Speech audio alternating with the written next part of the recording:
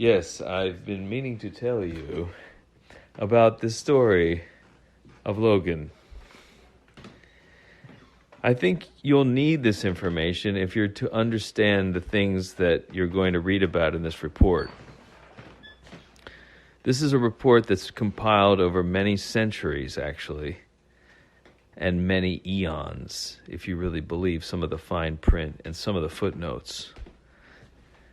But this is a story essentially about a man named Mike Trojan, who was a 21st century man. Some called him a loser. Some people called him a Renaissance man. But he was essentially just a guy who wanted to just do art, and, he didn't really think too much. He just he had a lot of weird theories. He believed that he could be immortal. He believed that, he even pretended that he was from the future when he took up a rap persona by the name of Logan from the future, which is ironic because he would soon be visited by Logan, a real Logan from the future. But his story was supposed to be just a basic story of somebody who, he tried to become a rapper. It didn't really work out. But then what happened was he invented time travel. It happened one night with his wife. And the report will detail exactly how this occurred, but essentially he was able to open up a portal in time through the act of sex from behind. Did that rhyme? He opened up a portal in time by hitting that shit from behind. But it was so fast, so hard, that a portal opened up that allowed him to dip back into all the different primordial versions of himself. Now, what does this mean? It means that you have an imprint of you are a certain primordial form. And you have been imprinted several billion times over the course of humanity. Even beyond humanity, before we were even humans, you have an imprint. You have an imprint that goes back to you being a fish. So all the way back to you being a one-celled organism, you have an imprint. You've evolved. You've evolved up to this human form. So we can now time travel, at least we can in the future, because what happened was invented by Mike Trojan. We can now time travel back to any imprint of ours. Jump into the mind of any imprint. So you can jump back and become a one-celled organism, but you won't come back from that. So we don't recommend that you go all the way back there. But some people say, hey, what if I want to go back to my high school days, relive those days? You can do that. And the idea is that you can do it as long as you don't try to come back. As long as you don't try to... We give you a one-fer, like basically the law is you can go back and change it, but not more than once, and you have to stay there. You can't just jump back and then come back to the future, because that's against the law. Of course, nobody follows these laws, so chaos starts to ensue. All these different solutions because what happens is you wake up in the morning, you're married to this person, and then over the course of that day, you have a different husband and a different set of kids, and you're just and you're kind of noticing it, but it's just a general feeling of alienation that keeps occurring, and everyone's like, what's going on? Like, why is everybody so depressed and alienated and weirded out? And they start discovering, oh, there's all this time travel going on. Like, reality is like constantly switching around us. And so we are a victim of this new thing that people are doing. So, and it's just, people are just essentially jumping back into earlier forms of themselves and changing things. And it's affecting the common sense of reality. So things are getting really chaotic. And so different branches, different schools of thought started coming about who would run the new universe? How could we set up a universe where this chaos isn't happening? Because essentially it came from a sexual act that was tied to the way in which humans interact, and because people are going back in time and time traveling, sometimes without even trying. This is like really messing up things. So they had to figure out different ways to either control the man-woman interaction or to eliminate it altogether. So there was several schools of thought. One was the Badaf Kings, and that's like basically a society of masturbators. They decided, we'll just make sex we'll just make everybody into a bunch of Badaf Kings, which is essentially, all they do is masturbate. Nobody wants to interact with the other, and in fact, they foster a culture of that. And they even have like a really developed virtual reality program so that you can almost have sex with somebody in virtual reality. It's like the same exact thing. So that solves the problem. But the thing is what kind of life is that? And plus, it doesn't go very far. How are people going to procreate under that condition? It's going to be hard. But the Badaf King is led by this guy named Badaf King. He is the king masturbator. Some say he's a version of Mike Trojan. He's a big fan of porn. That's his whole. If you go to the Badaf King's planet, it's like Porn City. It's like fucking Amsterdam. And there's hookers and stuff, but like all the hookers are robots. So don't be fooled. But it's essentially like a society built on preventing human contact by creating it in every other form so that people just get distracted. And the robots are a lot more beautiful than the humans, so it's not that hard. If you saw Westworld, it's kind of like that. So anyway, there's that universe. Then there's the universe of the Lone King. Now, the Lone King lives on his own planet, and for the longest time he lived there by himself. There was nobody there. It's just him and the animals. And the animals started to like recognize him as somewhat of a leader, but he was still at risk if he went out of his general grounds. There was a lot of there was nothing taming the animal kingdom here. No human interaction at all. So it was a pristine planet. So he's there, but his whole power came from being alone. So one day he was sent this woman, and he grew very weak and he almost died. But then he eventually came back and she became known as his Dark Queen. And people were surprised that he could survive, but he could. And there she is on his planet with him. Now, what they do is what the Lone King does is essentially he provides the vibe, if that makes any sense, to make sure that man-women relations stay even keel with no problems. So everybody listens to him. Everybody thinks that anytime anyone has any question about women, they go to the Lone King, and the Lone King gives the answer. And so nobody really has any confusion. They just, whatever the Lone King says, they do, and The Lone King is just like the master relationship advisor. Let's put it like that. Okay, so he becomes like known across the land, across the universe, as the one to go to, the guru of love, right? And so he's essentially like and so he is actually, this is a version of Mike Trojan. They're all versions of Mike Trojan, let's face it. Mike Trojan will deny that to his dying breath because, after all, he made up the story.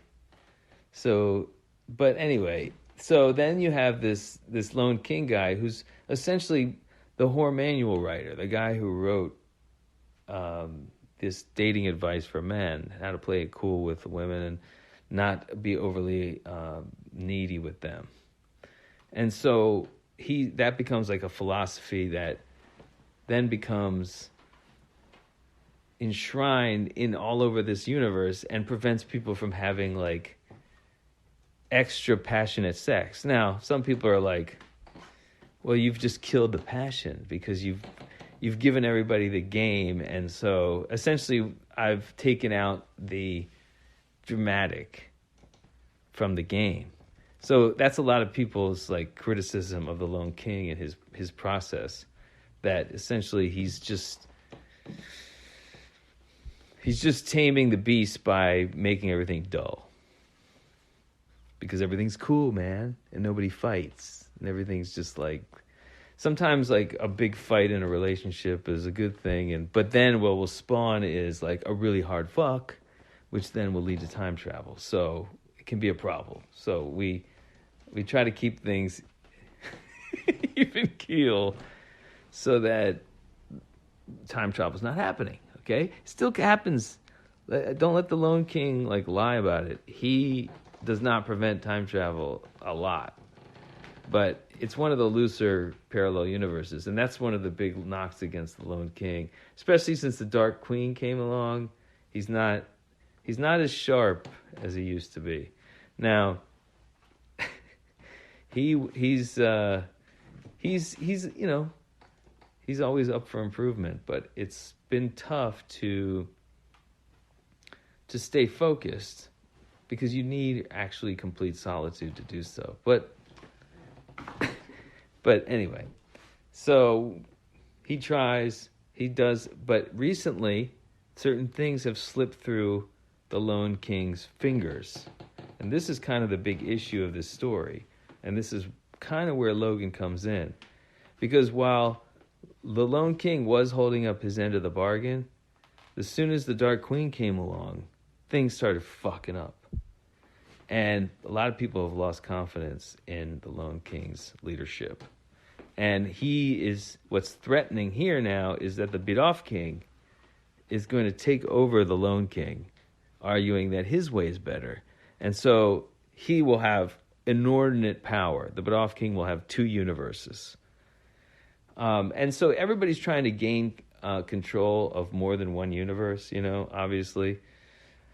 So the Lone King would like to take over the Bit-Off King's universe, obviously, because that's the closest to his. But and essentially the Lone King is him. It's just like another version.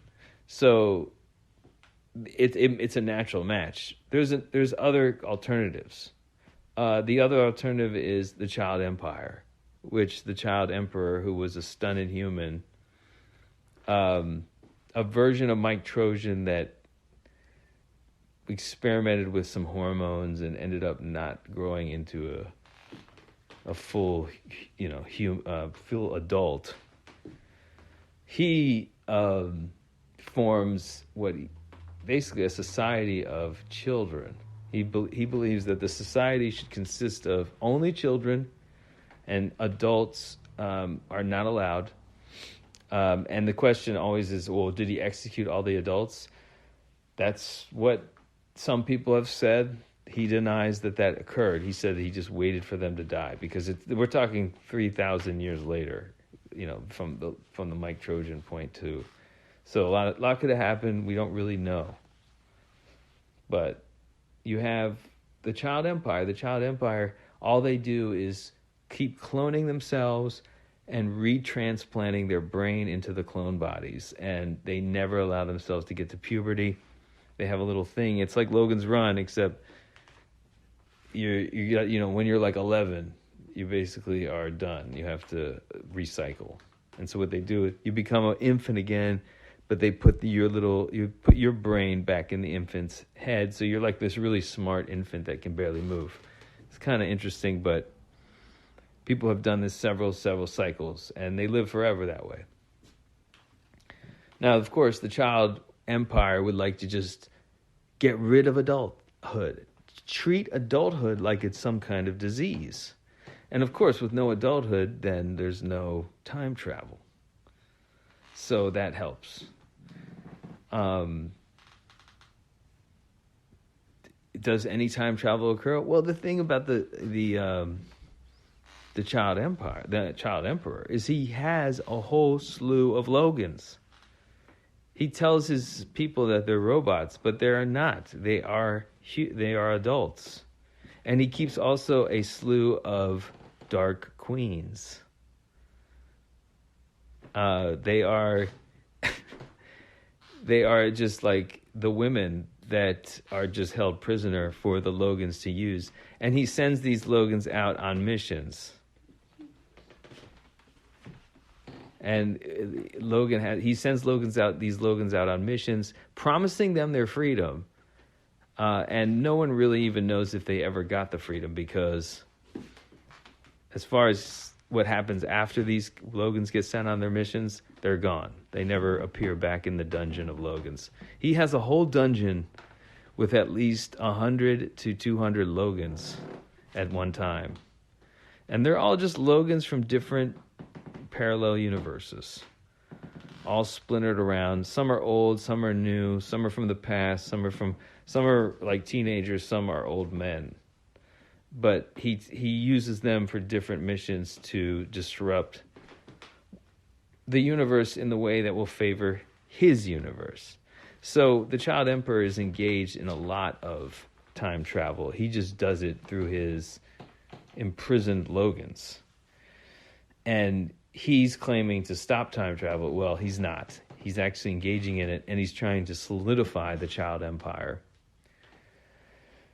So what happened recently is that he sent back a Logan. Well, the name was Logan 6, actually. Logan Wade Sykes. Now, this guy was he was one of their best time travelers. And most of the actual time travelers were actually jumping back.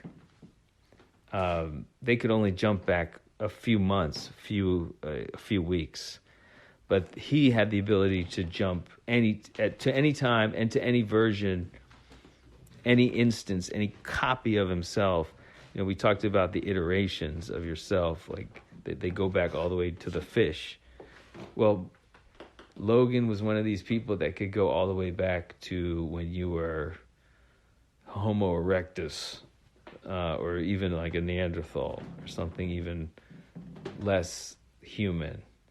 So, and he could come back from it. So he had this special ability that none of the other Logans had. And so they were skeptical of using him because they thought he was just too powerful. They wanted to use him only in an emergency, but this was an emergency because they had already sent several Logans, like maybe 10, and all of them failed. And what he's trying to do, what the child emperor is trying to do, is just prevent Mike Trojan from inventing time travel. And he's had different schemes of doing that. And so there's going to be some reports in here of the stories of the previous Logans that tried to take out Mike Trojan and tried to prevent him from inventing time travel, and all of them actually helped him. They ended up aiding him in inventing it. So, if you'll believe that. But anyway, so this guy, he's sent back. He instantly kills Mike Trojan. It's like very quick. He just comes in. Mike Trojan's there. He destroys him, and he looks at him, and he sees himself. He sees that Mike Trojan looks just like himself, and all of a sudden he he starts looking, and he realizes what's happened. He suspected as much, and it's not that hard to suspect, given that he was already in a dungeon of many versions of himself, to see that he was only killing another version of himself. But it was a shock to his system, and when he realized it, he went renegade. He decided to take up the identity of this Mike Trojan and disappear and pretend that the mission wasn't completed. So he hid Mike Trojan's body, he incinerated it, and he took over Mike Trojan's life. Now, Mike Trojan was a rapper. He had to learn all Mike Trojan's rap songs. He had to acclimate with Mike Trojan's wife. He had to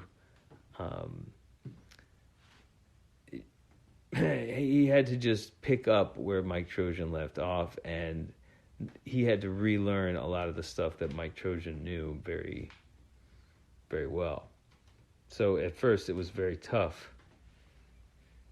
and there was a lot of awkwardness, and there was just a lot of struggle, and it was very hard not to let Mike Trojan's already like inertia kind of take over, because Logan Wade Sykes was a different kind of person than Mike Trojan.